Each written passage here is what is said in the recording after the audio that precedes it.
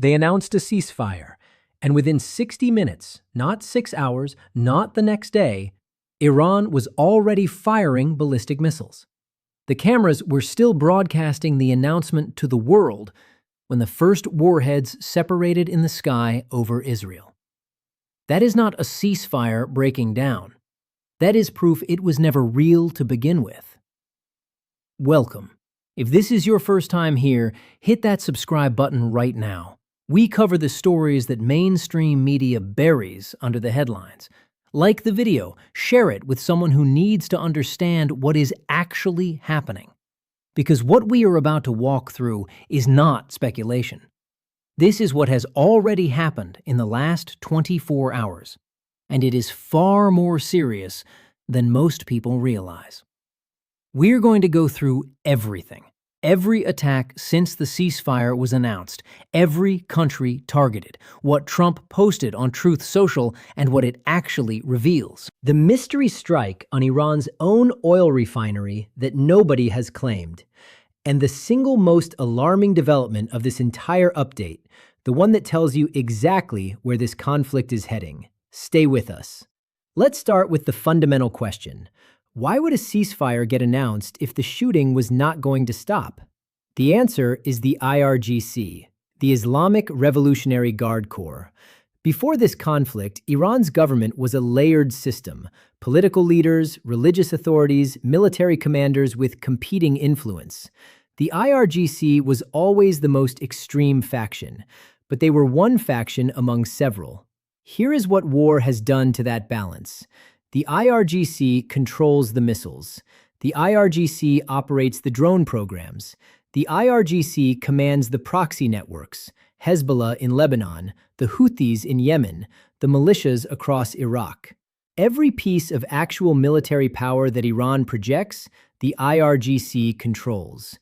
And in a war, the people with the weapons become the people with the power. Iran's political leaders can sit at a negotiating table, sign ceasefire documents, and announce to the world that the shooting stops. And the IRGC can look at that announcement, assess its own interests, and decide the shooting does not stop. A ceasefire that leaves them in a weakened position is not a ceasefire they will honor. That is not analysis. That is what already happened. Within 1 hour of the ceasefire being publicly declared, the IRGC launched a barrage of ballistic missiles at Israel. Cluster munitions with warheads separating mid-flight were in the air while the world was still processing the announcement. Not hours later, not after some provocation, 1 hour. Missiles in flight while the word ceasefire was still echoing across every broadcast on the planet. That was Tuesday night. Here is what followed between then and the morning of April 8th. Iran launched missiles at Israel, the UAE, Qatar, and Kuwait. Every major Gulf nation in the region has been targeted since the ceasefire announcement, with one notable exception. Saudi Arabia is the only significant Gulf state not struck. We will come back to why that matters. The UAE's major oil and gas infrastructure was hit with ballistic missiles after the ceasefire. An economic target of enormous strategic significance, struck with precision weapons during the hours that were supposed to represent the beginning of peace. Then came the morning. Kuwait was targeted with 28 Iranian attack drones. 28 drones against a single country in a single morning, under a ceasefire. The UAE was then hit again, a second wave of 17 ballistic missiles and 35 Iranian drones, with multiple casualties confirmed on the ground. And here is where it gets critical. The Strait of Hormuz, the single most important choke point for global oil supply on Earth, is not open for business. As of this morning, the only vessels moving through are Iranian vessels. Commercial shipping, international tankers, cargo ships, none of them are transiting. Approximately 20% of the world's oil passes through that strait every single day. Every day it stays closed is a day of compounding economic pressure on every major economy on Earth. Now let's cover what was happening beyond the direct Iran-Gulf exchanges. Lebanon. Strikes continued against Hezbollah targets after the ceasefire. Smoke columns and ongoing explosions confirm Lebanon remains an active war zone. Baghdad. Over Camp Victory, a U.S. military installation, smoke was visible following a massive attack this morning. American personnel, American assets still being directly targeted in the hours after the ceasefire. And then there is the strike inside Iran itself. The Lavan oil refinery was hit and destroyed, roughly 12 hours after the ceasefire announcement. The explosion was enormous. Iranian state media immediately blamed the United States and Israel. As of this reporting, no country has claimed responsibility. But there is a third possibility that cannot be ruled out. The UAE had its own energy infrastructure struck after the ceasefire. If the UAE retaliated by hitting the Lavan refinery, if Gulf states are now striking Iranian soil in response, the escalation dynamics of this conflict just became dramatically more complicated. Strikes were also confirmed at Isfahan after the ceasefire. Multiple explosions at a city that has been strategically significant throughout this war. Step back and look at the full picture. Ballistic missiles at Israel 1 hour after the announcement. Strikes against UAE energy infrastructure. Strikes against Qatar. 28 drones against Kuwait. A second wave against the UAE with 17 missiles and 35 drones. Ongoing Israeli operations in Lebanon. An attack on Camp Victory in Baghdad. Iran's Lavan refinery destroyed. Explosions at Isfahan. That is what a ceasefire looks like when the entity with the weapons does not believe in it. Now, let's get to Trump's Truth Social statements, because one of them contains the most alarming piece of information in this entire update. Trump declared the United States will work closely with Iran. He described a very productive regime change. He stated there will be no uranium enrichment, and that the U.S. will work with Iran to locate and remove all deeply buried nuclear material. On the economic side, he indicated tariff and sanction relief discussions are underway, noting many of the 15 points of the agreement have already been agreed to. He called this a big day for world peace. He described the potential beginning of a golden age for the Middle East. That framing, confident, optimistic, is in striking contrast to a reality where every Gulf state is under active attack and the Strait of Hormuz is closed to international shipping. But here is the statement that demands the most attention. Trump announced that any country supplying military weapons to Iran will be immediately tariffed at 50% on all goods sold to the United States. Effective immediately. No exclusions, no exemptions. Which countries is Trump talking about? China and Russia. Both were already supplying Iran with weapons before this conflict escalated. And that 50% tariff threat reveals exactly what American intelligence assesses is coming during this ceasefire window. Think about what a 2-week pause means for China and Russia. It means 2 weeks to fly aircraft loaded with weapons into Iran. 2 weeks to resupply the IRGC's depleted missile stockpiles. 2 weeks to replace every drone already fired. 2 weeks to rebuild the military capacity the American campaign has been working to degrade. China's interests are not complicated.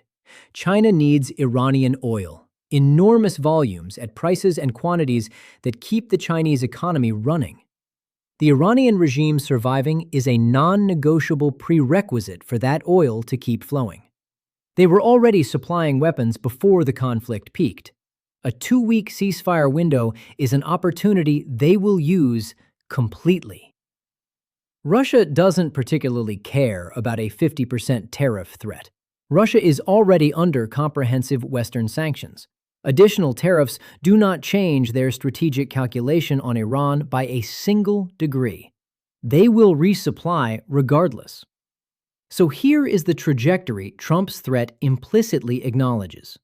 During this pause, China and Russia will almost certainly rebuild Iran's degraded capabilities. When this ceasefire collapses, and everything happening on the ground points toward collapse, Iran restarts with replenished stockpiles, reconstituted capability, and the direct backing of 2 permanent UN Security Council members.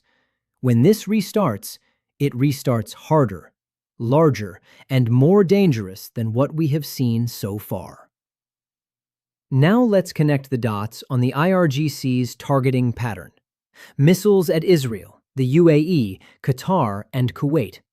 Every Gulf state except Saudi Arabia. Why that specific list?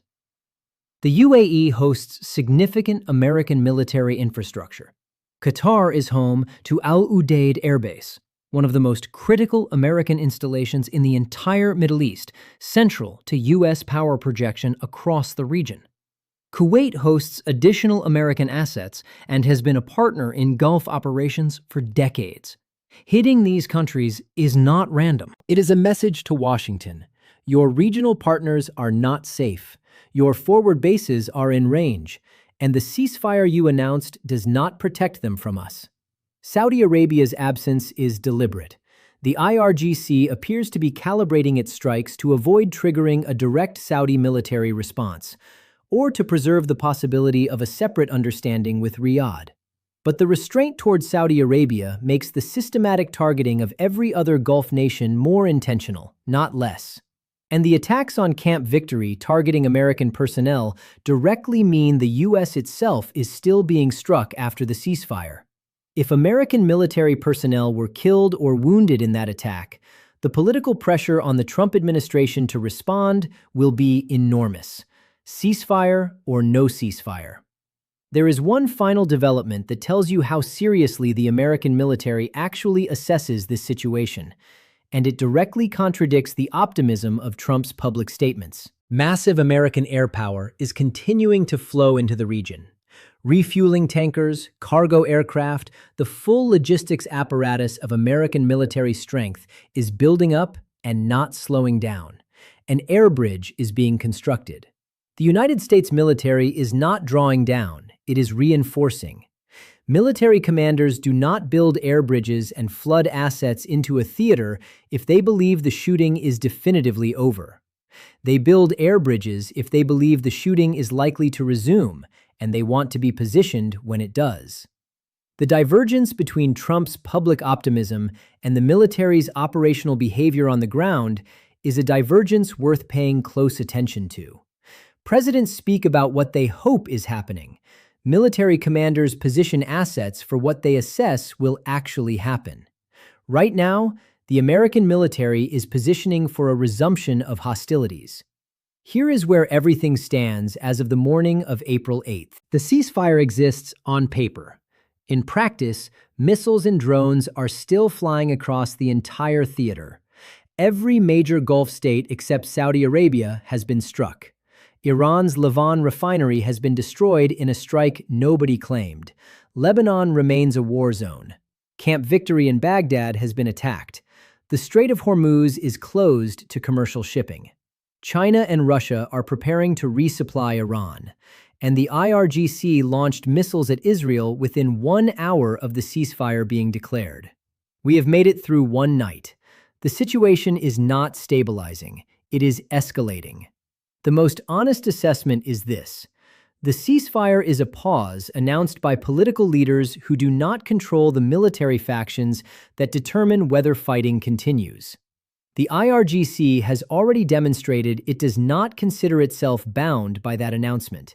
China and Russia will use the pause to rebuild Iran's capabilities. And when this restarts, it restarts with both sides more capable and less willing to negotiate than before. Trump called it a big day for world peace. Maybe. But the missiles that hit Kuwait this morning did not get that memo. And the 35 drones that struck the UAE after the ceasefire was in effect were not flying toward peace. This situation is not over. It is not stabilized. Anyone who went to sleep Tuesday night believing the Middle East crisis was winding down is waking up this morning to a very different reality. Subscribe right now if you haven't. Hit the bell. You will not want to miss the next update on this. Like this video if it gave you analysis you couldn't find anywhere else, and share it with someone who needs the real picture. The ceasefire lasted 1 hour before the first missiles flew. The question now is not whether it will collapse. It is how much longer the world will keep calling it a ceasefire before reality forces everyone to stop pretending.